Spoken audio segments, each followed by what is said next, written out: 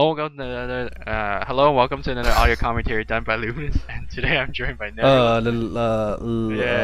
My name's Nebula. It's a bit late, later for you than for me, but we're bringing you MYM versus OK Game 5.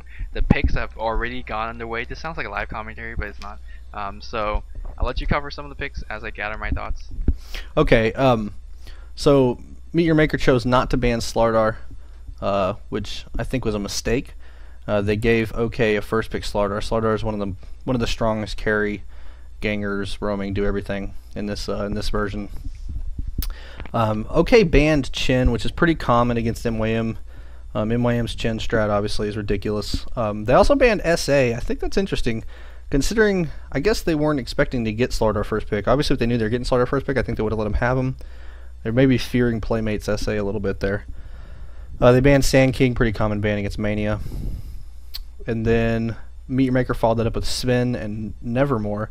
I'm interested by the Nevermore pick. I think Sven was a great pick, but I think they could have gone somewhere other than Nevermore. I don't think they had to rush that. Maybe they're afraid of giving them Slardar and Baby Knight's Shadow Fiend.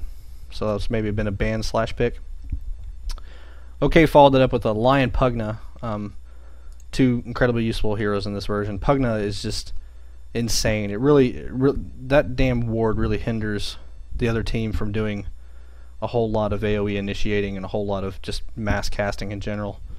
And then Lion, obviously, 2 stuns and a finger.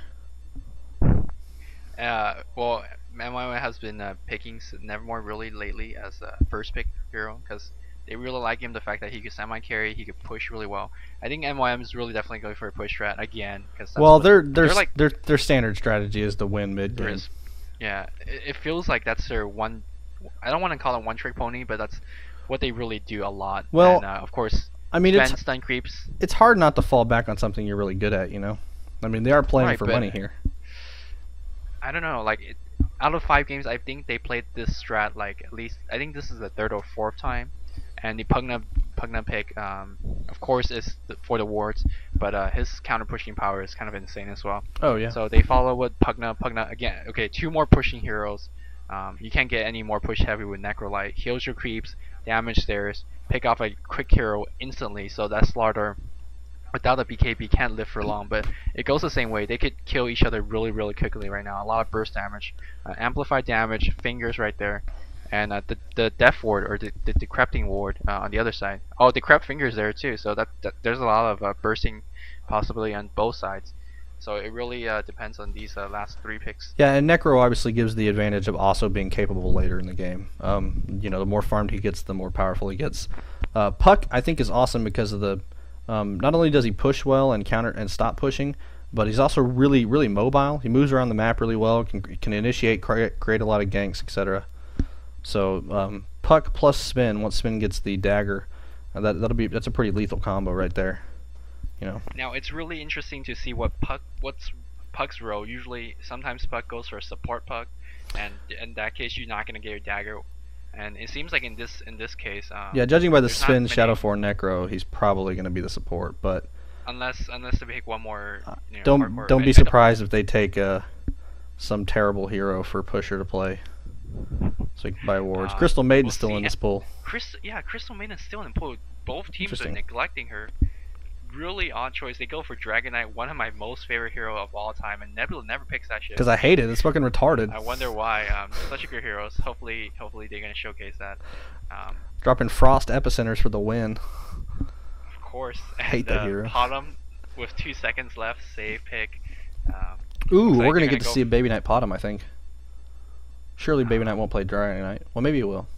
We'll see. Yeah, I don't know. Baby Knight plays hardcore carries, right? I mean. I wonder what they're going to do 5th pick here, because if they take Crystal Maiden, that leaves them with not a whole lot of HP outside of, I mean, Sven and Necrolyte can get there, but it takes a bit, and I mean that's just another hero for Potm to be able to just rape at will. Same with Slardar. I mean, they have the Decrep Finger, so that's a hell lot of damage. I mean that literally kills her immediately.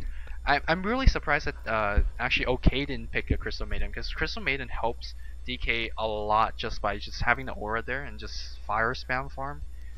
They went for the Potm again, not a bad hero. They went for the more ganky, more mobile lineup against. Yeah, and I think they were going a little bit more turtley, if you will, not necessarily a hardcore turtle, Enchantress. So that's their pushing hero. that's their well, we can't have Chen. I guess we'll take Enchantress, and that'll be pusher, of course. I mean, Enchantress give you 2 solo lanes because she's gonna jungle definitely, and Necrolyte, and That everyone's allows, gonna get yeah. it. I could see potentially Puck getting the other solo lane here.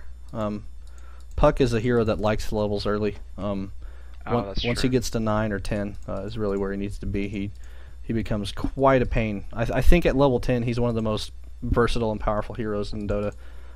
Just with all those, his ability to just not die is pretty ridiculous. Well, he does have a lot of paper HP, and I can't stress. Okay, are they gonna do a tri-lane top? Tri-lane top looks like Baby Knight Well, is playing Enchantress the bottom. Enchantress might be Offensive jungle. offensive jungle, yeah. Yeah, it looks like she is. It's really interesting that Pusher got the crow. No, his ward is someone dropped it on him.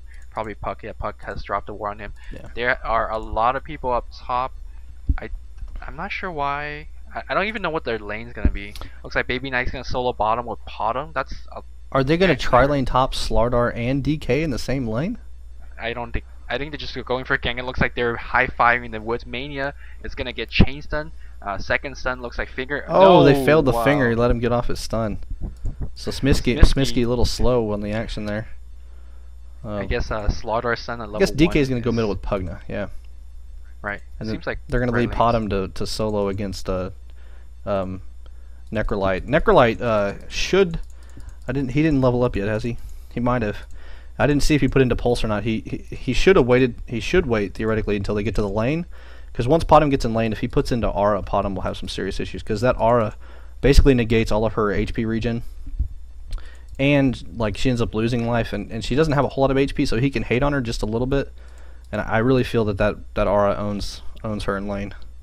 That aura owns when he's soloing, even when he's against dual lanes, because you basically are harassing without just harassing.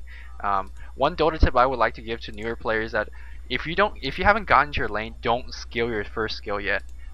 With heroes like Sven, it doesn't really matter, but sometimes with Necrolyte, like Nebula was talking about, it really matters what your first skill, and you shouldn't skill it until you really need it. It looks like he did not level it, which I think was a mistake. He level up pulse. He might have been afraid of the early gang, but even then I'd have waited, because he could have seen that they were top and then been like, okay, I can level it. Now I want to point out OK's really smart lane choice. They know that they're gonna solo both the Nevermore and the Necrolyte, or there's gonna be a solo bottom. So they felt safe to put a Potm there, a very mobile hero with escaping ganks with leap. So they kind of get a really free lane out of that, and they could put a safer lane, Slardar top with Lion, and so that's gonna be a really offensive lane and defensive at the same time. So. Yeah, that Slardar Lion's a really strong lane, to be honest. Those are two first pickable heroes. Those are high quality there. Puck Sven is nothing to sneeze at either. I'm interested in what it looks like. Pusher's decided to go down to bottom jungle now. It looks like there's so many. There are 4 wards top jungle. He can't find a creep up there. They bought. Look at this. There are 4 OK wards in top. They ensured that she could not be that jungle, which allows Slardar to get so much more farm. Wow, that's such a smart play. Yeah. I mean, like no offensive jungle. So that's really. What are you gonna gank a Potm bottom? That's really like, great use of early wards there. That's real. Like you never see things like that. And now DK soloing mid against Nevermore. That Pugna has a haste ring coming here up to gank. I don't think he's possible. Okay, blast the crab. Just he could have turned and got another hit in there before he turned around. Yeah. We got top. Yeah, so Enchantress is now at the Scourge or the Sentinel Forest. That's really gonna nerf them, because ganging Potm's not gonna really do him much good. She's just gonna leap away. Just extremely smart play. Yeah, the use of those 4 wards is really like going to hinder MYM. 4 wards, and I don't think Nevermore could control this lane as well. Granted that Pugna is not really harassing. By the way, Dollar, given extremely a lot of research done by Nebula. Oh yeah, Dollar's fire, by the way. Fire. The extent of my research was go on IRC and who is Dollar. I mean, no one on the forum said so. I mean, he's authenticated as fire. Okay. Okay, I'd like to point out Maelk is now level 4, and he still hasn't leveled up Aura. He's going for Sadis. He's got Sadis level 2. Yeah. I can't disagree with this strongly enough. I think this is wrong. I'm with you there. I think that's wrong as well.